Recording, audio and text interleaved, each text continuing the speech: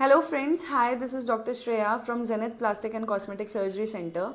आज के इस वीडियो में हम डिस्कस करेंगे on the very common procedure जिससे हम चिन की साइज़ को बढ़ा सकते हैं, जो कि है चिन इम्प्लांट।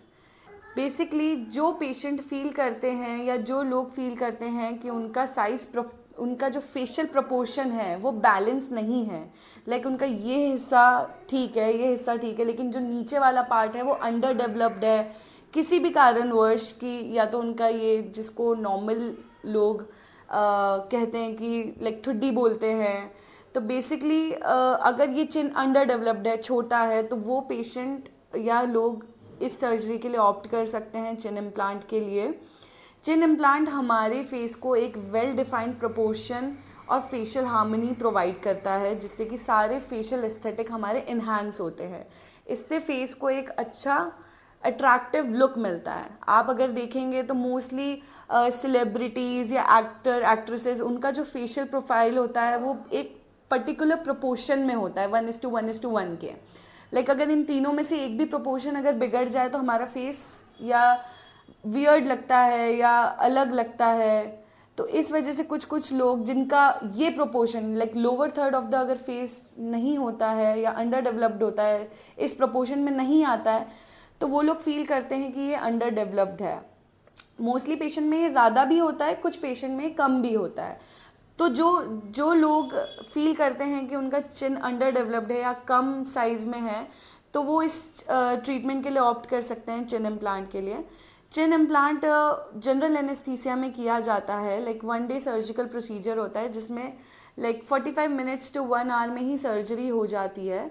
जनरल एनेस्थीसिया में प्रोसीजर किया जाता है तो पेशेंट को कोई भी पेन होने के चांसेस नहीं होते हैं, बिल्कुल ही पेनलेस प्रोसीजर होता है। इसमें चिन के नीचे एक कट लगाते हैं और वहाँ से हम लोग इम्प्लांट को प्लेस कर देते हैं एक पॉकेट फॉर्म करके, जिससे कि पेशेंट को एक वेल डिफाइंड कॉन्टूर मिलता है, शेप मिलता है एंड साइज मिलता है उसके फेशियल प्रोफाइल को। इस सर्जरी के बाद यहाँ पे पोस्ट ऑप में हम लोग यहाँ पे एक बैंडेज लगाते हैं, जो कि स्वेलिंग को कंप्रेस करने के लिए लगाया जाता है।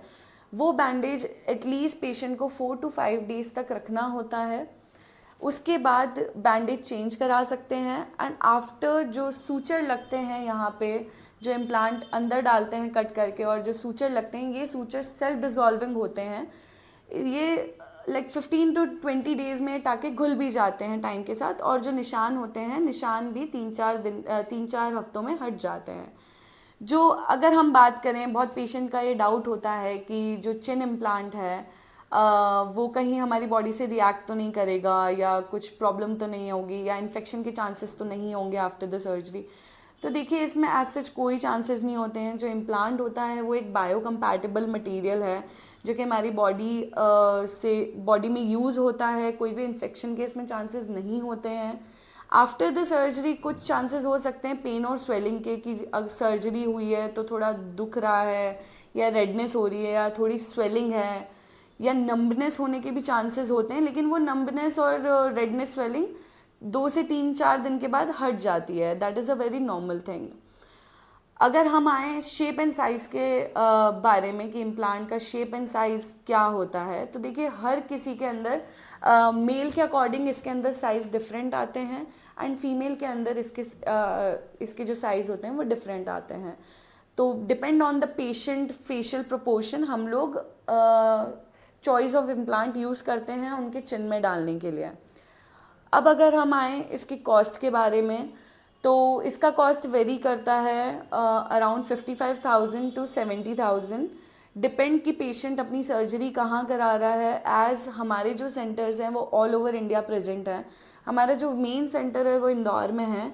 अगर पेशेंट चाहते हैं कि उनके मिनिमल कॉस्ट में सर्जरी हो, तो they can come to our main centre Indore, और एल्स हमारे ऑल ओवर सेंटर अवेलेबल है इंडिया में।